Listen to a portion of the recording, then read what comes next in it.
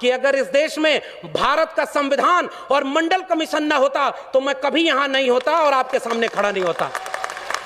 तो जिस सीढ़ी से चलकर मैं आया हूं वो सीढ़ी मेरी आंखों के सामने तोड़ी जा रही है, और मंच पर आकर के मैं आपसे तालियां बजवाने के लिए वो बात कहूं कि सब लोग खुश हो जाएं और कल को मुझे वाइस चांसलर बना दें, वो वाइस चांसलरी किस काम की है कि कल वापस जाके जब मेरे लोग मुझसे पूछेंगे मेरी नौकरी बर्बाद हो गई, शिक्षा बर्बाद हो गई, रोजगार बर्बाद हो गया, तुम उन लोगों के साथ बैठ करके कह रहे थे जय भीम जय मंडल। ये सबसे बड़ा खतरा है। उन लोगों को पहचानिए जो आपके वैचारिक दुश्मन हैं। मैं ओबीसी समाज से आता हूं और मैं ओबीसी समाज को एक शिकायत करता हूं। इस देश में ज्योतिबा फूले माली जाति से आते थे, ओबीसी थे। डॉक्टर अंबेडकर ने उन्हें अपना तीसरा गुरु बनाया था। शाहू जी महाराज ओबीसी जाति के थे। पेरियार चरवाहा समाज के थे। ओबीसी घरों में इनकी तस्वीरें नहीं है। शिवदयाल सिंह चौरसिया 1928 में बिहार में और उत्तर प्रदेश में आदि हिंदू सभा बनाए, और जब हिंदू लोगों ब्राह्मणों के पास गए और उनसे कहे कि मैंने आदि हिंदू सभा बनाया है, इसकी मेंबरशिप ले लो, तो ब्राह्मणों ने कहा हम हिंदू थोड़े ही हैं, हम तो आर्य हैं। तब चौरसिया साहब खड़े हुए और उन्होंने वो पर्चा फाड़ के कहा जब तुम हिंदू हम हिंदू, हम तो ये समझते थे दोनों एक हैं, और जब तुम हिंदू नहीं तो हम भी हिंदू नहीं। और उन्होंने उसका नाम बदल कर कहा depressed classes league, backward classes league. 1948 में उसका लखनऊ में सेमिनार कराया और उसकी अध्यक्षता करने के लिए पेरियार और डॉक्टर अंबेडकर को बुलाया, तब जाके बहुजन एका बनी थी। बस खतरा यह है कि उन लोगों को पढ़ने नहीं दिया गया। पनवाड़ी घरों में शिवदयाल सिंह चौरसिया का नाम नहीं है। मेरे अपने यादव घरों में पेरियार ललई सिंह यादव का नाम नहीं है। पेरियार ललई सिंह यादव ने क्या कहा था, मैं उनकी बात कह के रहा हूं। बलिदान न सिंह का होते सुना, बकरे बलिवेदी पर लाए गए, न काटे टेढ़े पादप गए, सीधों पर आरे चलाए गए, विषधारी को दूध पिलाया गया, विषहीन सदा तड़पाए गए। ये कहा था पेरियार ललई सिंह यादव ने।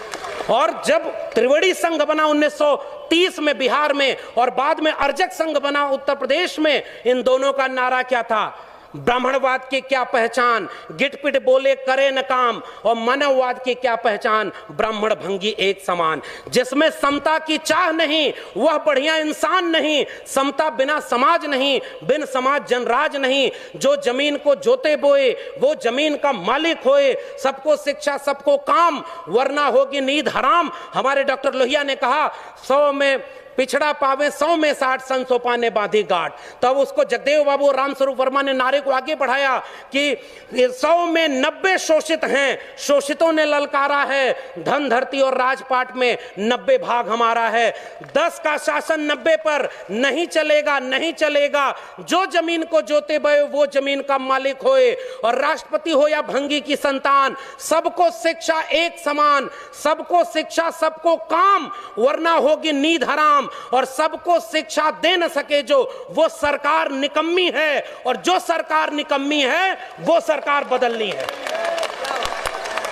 आप नेताओं के गुलाम बन गए इसलिए क्योंकि आप एकजुट नहीं रहे।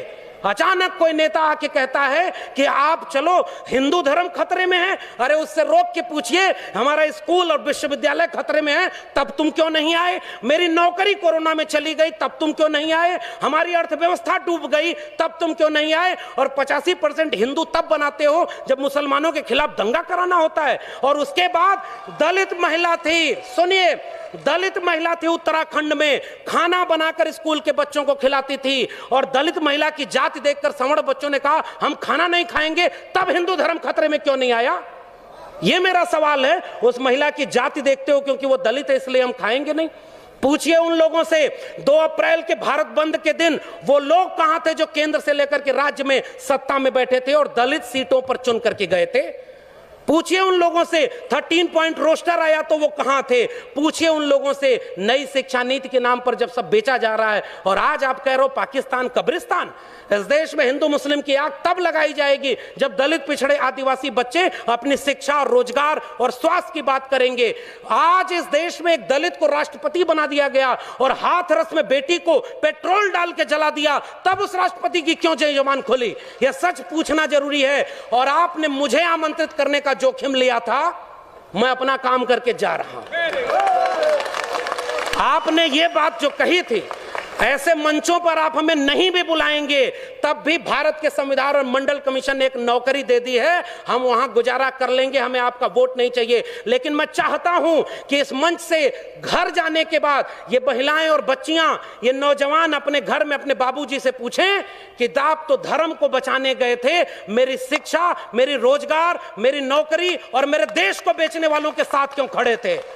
ये सवाल आपसे पीढ़ियां पूछेंगी।